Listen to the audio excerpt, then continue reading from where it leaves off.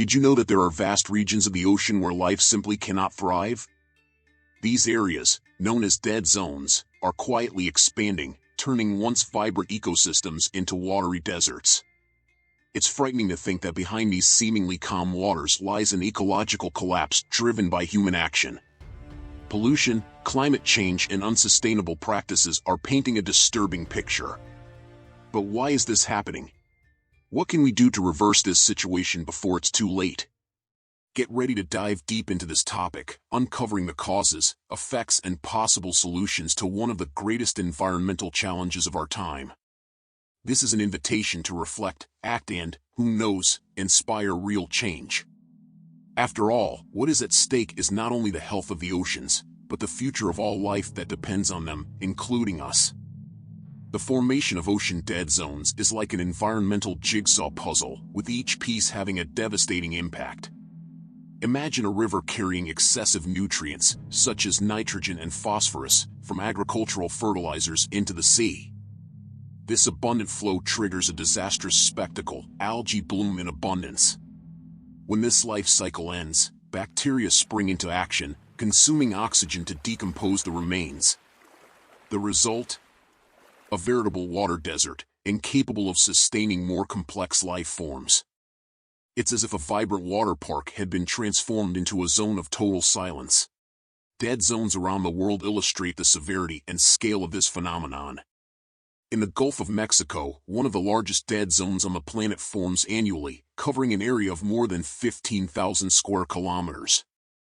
Fed by runoff from the Mississippi River, this region is a true testament to how intensive agriculture can affect marine ecosystems.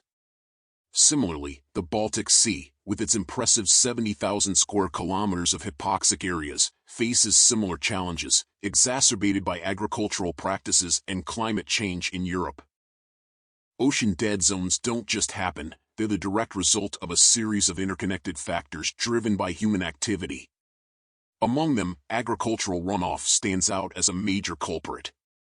Imagine large plantations, fed by fertilizers rich in nitrogen and phosphorus, that, during rains, wash these nutrients directly into rivers and eventually into the ocean. It's like an inverted irrigation system, where excess nutrients feed algal blooms instead of crops. The result? An explosion of ephemeral life that, when it dies, leaves a trail of aquatic destruction. Finally, industrial pollution and overfishing further aggravate the problem. Organic waste dumped into waters and the removal of marine predators create ecological imbalances that favor the formation of hypoxic zones. The solution requires an integrated approach, stricter environmental regulations, effective monitoring, and changes in human consumption. The current number of oceanic dead zones paints a worrying picture, with over 700 such areas reported globally, covering an area roughly the size of the United Kingdom. While there are ambitious targets, such as the COP15 proposal to protect 30% of the world's oceans by 2030, the reality is less promising.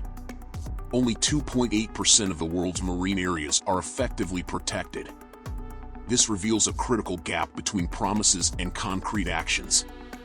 Imagine, for example, a network of marine protected areas that are only on paper, with no enforcement or sustainable practices.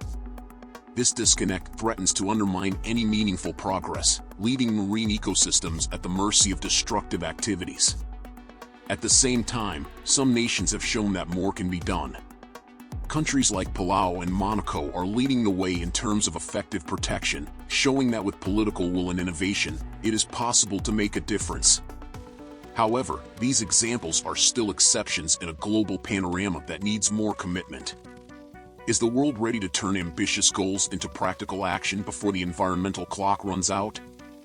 COP15's 15 by 30 target, which aims to protect 30% of the world's land and oceans by 2030, faces a number of challenges that make it difficult to implement.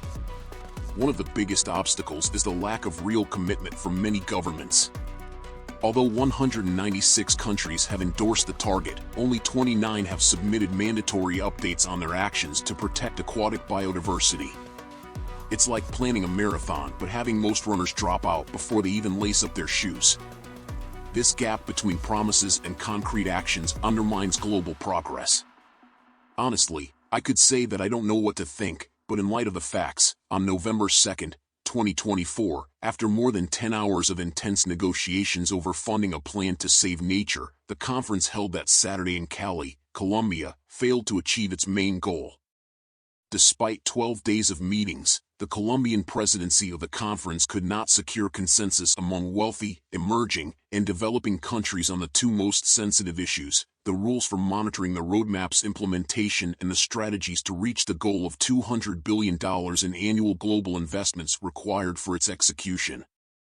At least, the conference chair highlighted two significant achievements during the intense overnight negotiations: the approval of a fund for benefits derived from natural genetic resources and the creation of a representative body for indigenous populations.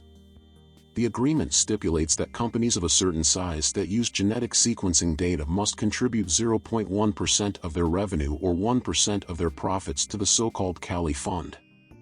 Indigenous representatives celebrated the establishment of a permanent body that recognizes their role as guardians of nature. Thank you for following this far. Subscribe to the channel to receive similar videos and like the video.